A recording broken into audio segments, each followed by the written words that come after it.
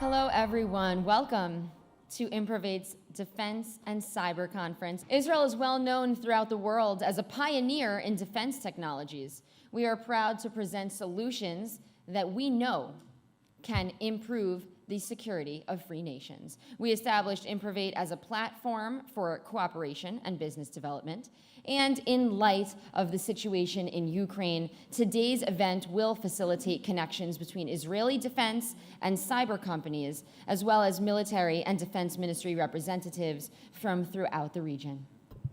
Assaf Danby is a VP at Cyabra. He's an open source intelligence specialist and will be talking to us about how bad actors have weaponized social media, making it into a propaganda machine, and how Cyabra looks into identifying bot networks spreading fake campaigns that are manipulating public opinion.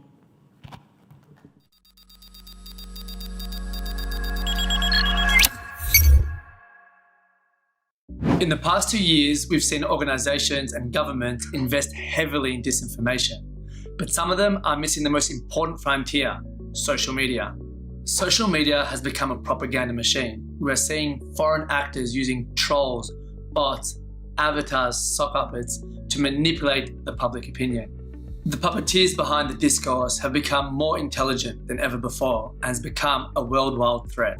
All you need to spread a disinformation campaign is a couple of bots and avatars to hijack a piece of content and amplify it so that it snowballs into a large-scale propagation. Don't let fake accounts and bad actors control the narrative.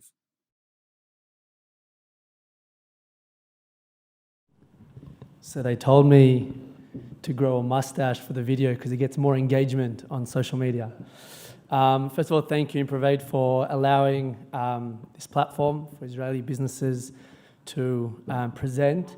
I'm actually going to be here again. My side job is actually I play rugby for the national Israel team, and Israel is playing Bulgaria in November. Bulgaria's actually beaten us a lot, so hopefully in November we can change that. Disinformation. Today we are living in a world that social media has now become the newspaper of today. This is a way that we are seeing propaganda, misinformation, disinformation being spread on a mass scale. President Rosen mentioned it as well during his candidacy that he saw this. I promise you right now, the elections that are happening now in Bulgaria, you will see and you will experience the same influence that is happening on the social platforms. During the outbreak and during the invasion of Ukraine, we saw Russia and its bot farms being activated. We see large scale of mis and disinformation being used and amplified by bots and avatars. So what is a bot and avatar? We're looking at how you can create these fake accounts so quickly to spread and propagate any kind of information that you want to manipulate public opinion. So who we are and what we do is, and Dr. Pasi mentioned this before, the best offense in a propaganda war is a defense. We are that defense. We are able to detect these campaigns as they're happening. We are there to monitor the good, bad, and the fake as it is evolving on social media. Cyabra is taking mass media, gathering as much information, public information as possible, filtering it through our platform, using our unique AI to identify what is fake and what is real, and of course, measure that level of impact. What kind of demographic has been affected by this propagation? The main question here is, how do you know what is fake and what is real? How can you identify a fake profile spreading disinformation? First of all, we are coming from the Information Warfare Department of the Israeli Defense Force. We're looking at an AI that incorporates close to 600 behavioral parameters. Here are some examples of what a behavioral parameter is. An example can be, my name is John Smith, I live in Australia. I'm active in different hours of the day. I speak 5 languages. I was created specifically at a time like now during the elections in Bulgaria that is irregular. So again, these are all little red flags that we're looking overall at close to 600 of these behavioral parameters. The languages that we incorporate, we're continually updating this as we go. The more clients we onboard, the more we improve our NLP with getting local languages and going over data sets on a continuous basis. The platforms that we analyze, TikTok, Instagram, YouTube, all the main platforms, and something that the people that we work with are always fascinated about is how TikTok has now become the most used platform during times of conflict. I'll take you through two cases today. One more recent, what's happening now with China and Taiwan. There was a big campaign that was happening, especially after Pelosi visited Taiwan. And I want to discuss a little bit what's happening now in Latvia and Russia's influence in this specific campaign. The system, the way it operates and the way it works, it looks at keywords, phrases, topics that you might be interested in. We're looking here at hashtags, names, profiles that are mentioning the conflict between China and Taiwan. We're looking at main subjects, main topics and examples. So what is the main agenda? What is the message that is being spread by these inauthentic profiles? Taking some snapshots from our system, we saw that there were close to 70% of all the profiles engaging in this narrative were actually fake. We see here content created by inauthentic profiles. You can see here what we call more of a 1-2 punch.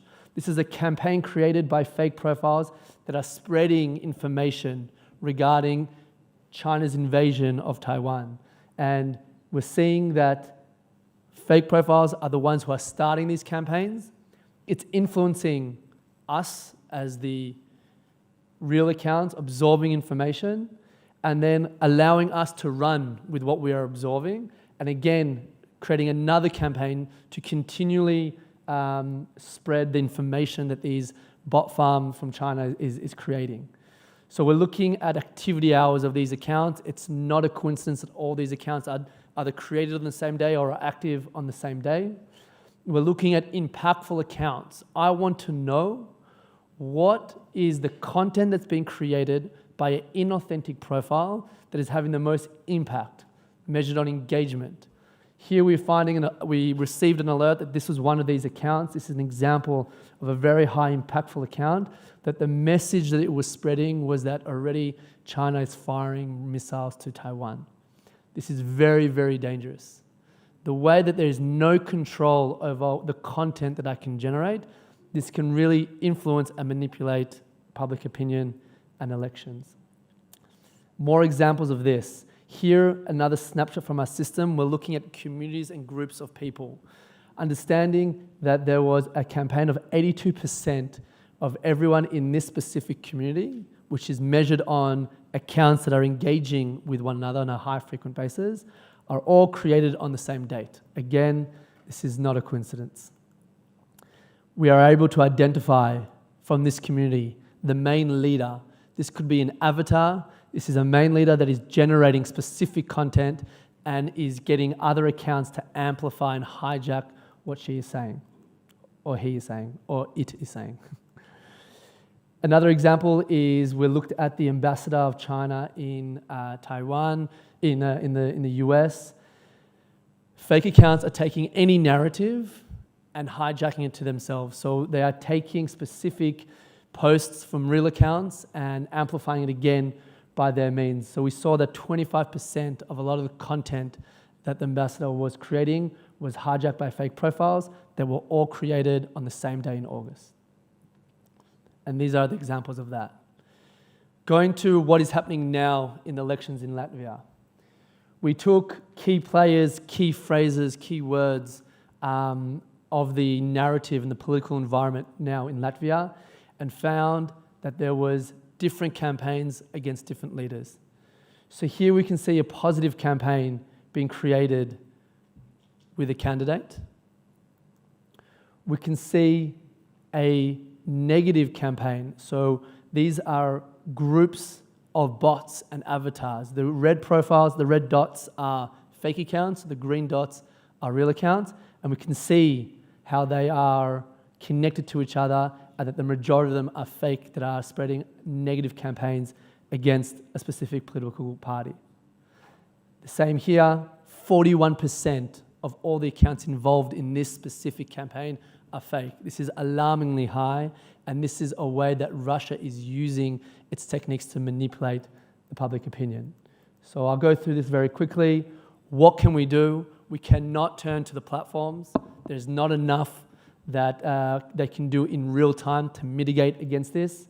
What we're looking, and this is specifically on the case in Russia and Ukraine, we're finding key leaders that we then want to approach, that we then want to shift conversation away, the impactful accounts, to see who have they manipulated and how we can shift sentiment and adjust ourselves accordingly.